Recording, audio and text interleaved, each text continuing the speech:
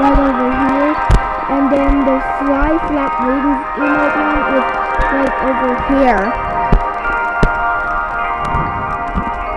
I actually managed to clone myself. This is how to clone myself.